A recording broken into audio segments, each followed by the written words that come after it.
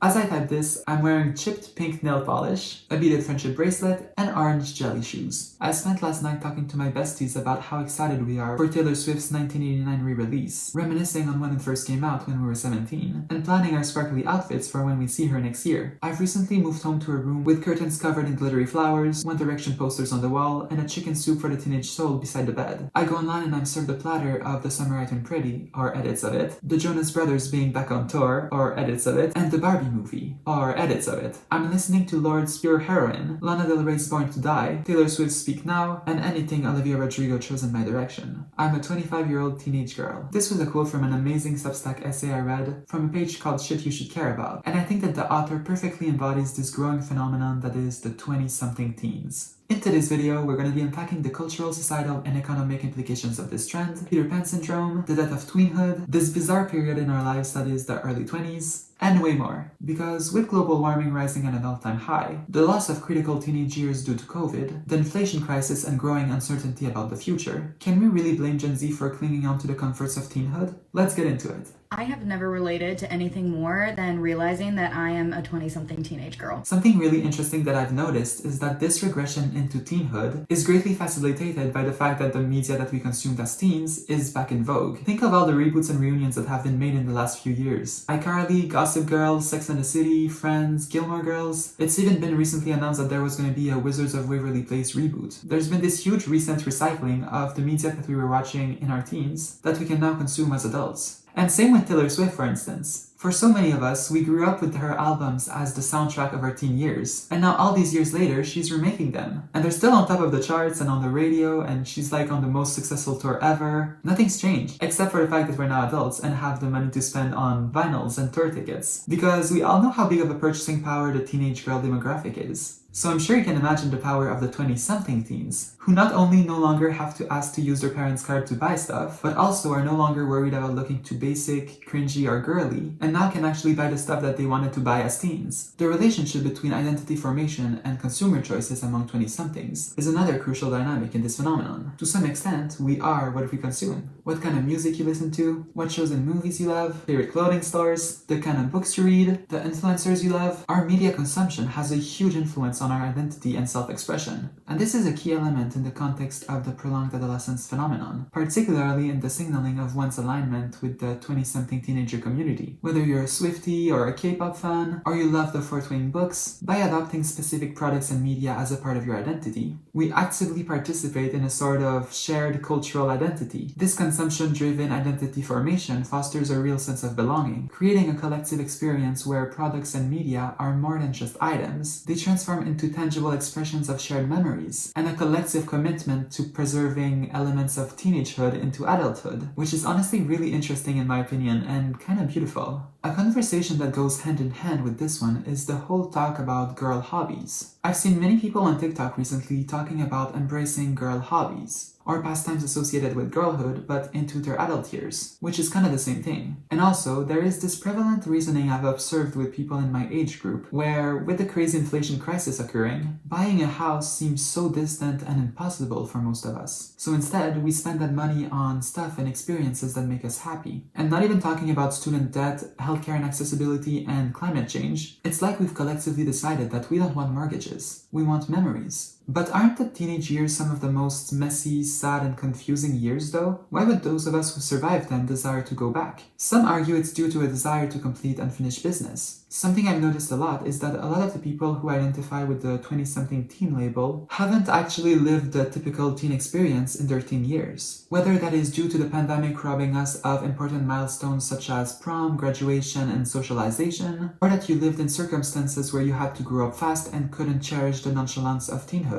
a lot of us are kind of making up for lost times in our young adulthood. Also, I think that there is a big romanticization of teenhood in the media. Whether it's music, shows, or movies, their depiction of teenhood might be a bit more rosy than our actual experiences of adolescence, which might contribute to the rose-colored glasses we as young adults have when we look back at teenhood. I think it's also worth considering the role ageism and female beauty standards might play in young women clinging onto teenhood too. In an essay entitled The Double Standards of Aging, Susan Sontag explains how men are given two beauty standards, that of the boy and that of the man. The boy represents the youthful heartthrob, akin to the teenage idol, and as boys transition into manhood, they can embody the beauty attributes of the man. They are permitted to gain weight, and their wrinkles and gray hairs signify wisdom and experience, a leniency that is exclusive to men. When girls cross over into womanhood, they aren't offered a mature aesthetic ideal to graduate to. There is no standard of beauty for women that stands apart from the standard of beauty for girls. The conventions remain the same. Being a beautiful woman in modern society demands women to preserve their girlhood, arrest their youth. When one compliments an older woman on her appearance, they're commending her ability to freeze time. People tweet side-by-side comparison photos of beautiful women like Beyoncé, whose face manages to look the same at 41 as it did 18, and they praise actresses like Anne Hathaway for aging gracefully, when in reality they're applauding her ability to pass time without letting any of it show on her face. Smooth skin, free of facial lines and fat, big eyes, a body free of hair from the chin down. To look like a beautiful woman is to look like a girl. This was an excerpt from this super essay written by Madison Huizinga entitled How to Grow Up. But yeah, I don't have to tell you that this has created a massive focus on anti-aging amongst an increasingly younger demographic of women. And the rise of the 20-something teenager might be an indicator of anxiety towards aging. And who can blame them? Not only are women as young as 18 getting preventative Botox and fillers, but girls as young as 9 now have whole 9-step anti-aging skincare routines. I'm sure you've seen all of the Sephora Kid TikToks, and the ones of middle school children using anti-aging serums and retinol creams. But yeah, it has become quite dystopian. As user Chloe I. Kennedy wrote on Twitter, grown women are participating in a trend to seek a perpetual state of girlhood, and preteen girls are asking for drunk elephant retinol creams for Christmas. And this dichotomy seems contradicting. Girls trying to appear more like women, and women trying to appear more like girls. But it actually goes hand in hand, with both groups being taught to desire what the other has, and both trying to achieve the ideal female form, which is inherently beyond grasp. This has instilled the fear that children are growing up too fast amongst parents and older generations, and everyone is panicking that Gen Alpha is acting too old for their age. And everyone acts like it's a novel and unique predicament to Gen Alpha, but it's in no way a new conundrum. Most every single generation believes that the one that precedes it is aging more rapidly than they did, and I don't think that's exactly true. Yes, maybe there are new factors for each generation, like social media for example, but I think that adults also romanticize childhood and have rose-colored glasses when they look back at theirs in particular. However, when analyzing traditional markers of maturity, when one gets a driver license, has sex, tries alcohol, goes on a first date, gets their first job, it's clear that kids are growing up slower than they once did, pushing many of these first experiences into young adulthood. What we're witnessing in popular media and on young people's social media profiles may better reflect their desires to grow up faster than the material reality of growing up fast. Or perhaps, a different definition of maturity is needed to evaluate the matter, as what we define as kid and adult varies across space and time. I know it may seem like a new phenomenon, but it's actually been observed for decades. While researching for this video, I came across an essay written in 1982 entitled The Prolongation of Late Adolescence and the Contemporary Student,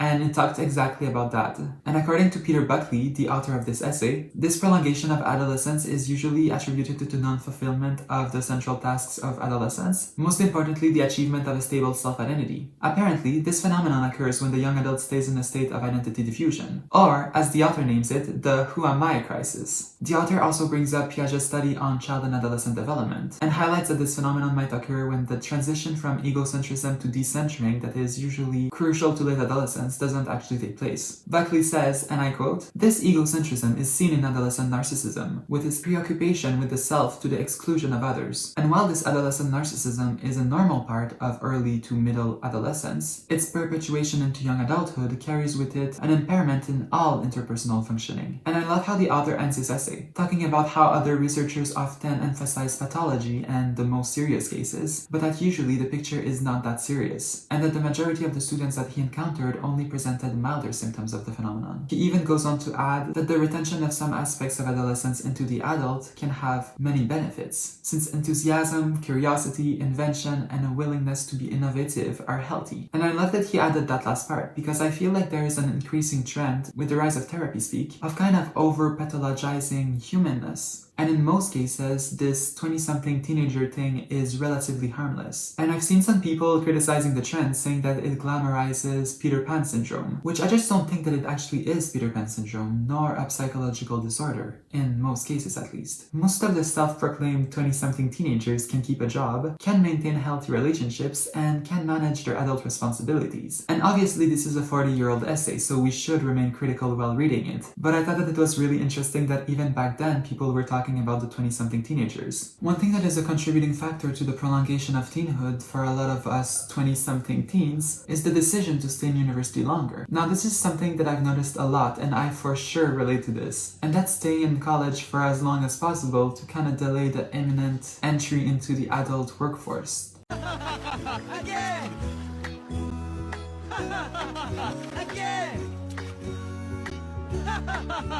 Again!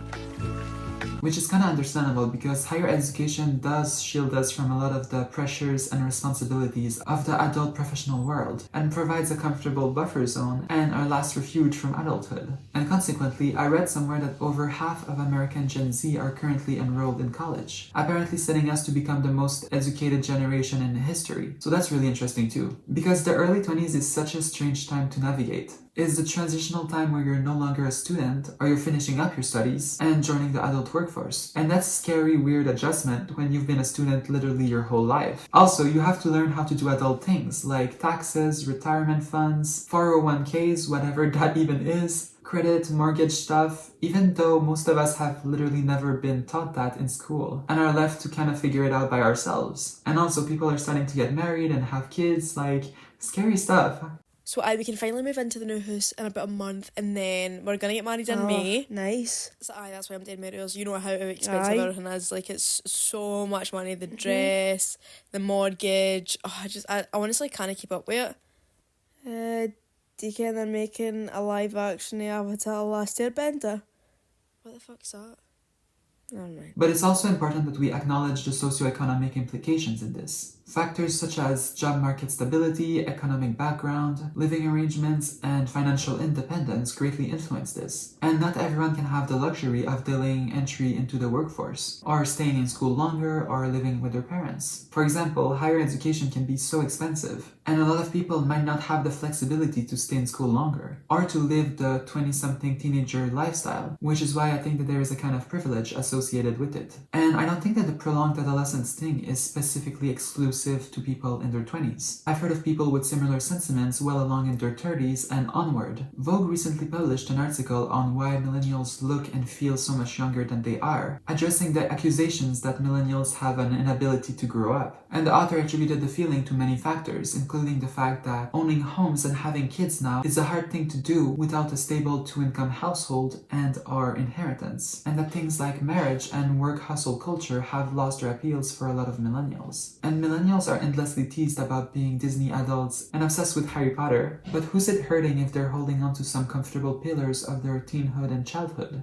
Social media and technology also play a role in shaping the 20-something teenager phenomenon. For instance, we now have revolutionized access to nostalgic content from our teen years. Streaming services, online platforms, and digital archives have made past music, TV shows, movies, and cultural artifacts readily available to us, creating a sort of virtual reservoir of cherished memories that we consume over and over again. And this easy accessibility allows us to kind of relive and engage with the content that defined our teenage years, keeping our connection to youth culture alive and well. Moreover, the digital landscape has given rise to the transformation of digital communities and fandom culture. You might see a bunch of edits from your favorite movies and shows on TikTok, or you might follow a Taylor Swift fan account on Instagram. These digital communities not only contribute to the revival of nostalgic content, but also provide spaces where individuals can collectively express their affinity for this teenage culture. Furthermore, we have to talk about social media's influence in the perpetuation of youth-centric content. Euphoria, Mean Girls, The Summer I Turned Pretty, Heartstopper, The New Hunger Games. These are some of the biggest releases of the recent year and a half, and they all follow teenage characters. Similarly, algorithms on TikTok and Instagram play a big role in curating users' feeds, and you have surely all noticed that a big majority of the content that we consume on these apps is made by young influencers and creators in their teens and 20s, which kind of further perpetuates our youth-centric consumer habits. This prioritization of such content reinforces our desire to actively engage with youth-centric material and media. It's basically FOMO. We don't want to feel left out, and we don't want to feel old, and the two are inextricably linked. All this to say that the digital landscape is a powerful force in shaping and perpetuating the dynamics of the 20-something teenager phenomenon. Trends in fashion may also play a role in all of this. Not only is the cyclical nature of the fashion industry constantly recycling trends from earlier decades, creating nostalgia for another time, one where you were actually a teenager perhaps, but a lot of the contemporary fashion trends also have very big ties to teenhood and girlhood. Let's take coquettecore and balletcore for example. Both evoke the semblance of girlhood, playing into an essence of youthful exuberance, which might resonate with individuals who want to hold on to such elements of that time in their life, for example. I really wanted to make a video about this phenomenon because I just turned 20 a few months ago, and you have no idea how much the whole 20-something teen stuff resonates with me. I don't have my driver's license, I still live with my parents, I'm a uni student who's planning on pursuing graduate studies to make my studies longer and kind of delay the entry into the adult workforce. And when I'm not in school, I read my silly books and watch my movies, do my little walks, and take naps with my cat. I love Taylor Swift, I rewatch Gilmore Girls and Pretty Little Liars every year at least once. I'm obsessed with K-pop, and I'm genuinely just so content in this stage in my life. So I'm gonna leave you with this. If clinging to one's teenage years, hobbies, and memories brings one happiness and comfort, and isn't interfering with one's ability to live their life to the fullest, who is that hurting? Thank you very much for spending this time with me. I really hope you enjoyed. As always, I'd love to hear your thoughts on what you think in the comments, and subscribe if you'd like to see more video essays from me in the future. But anyways, thank you so much again, and I hope to see you in the next video. Bye! Nowadays, teenage girls prefer to spend their evenings scrolling on Pinterest, planning their outfits for the week, doing their skincare, making whiz lists they know they can't afford,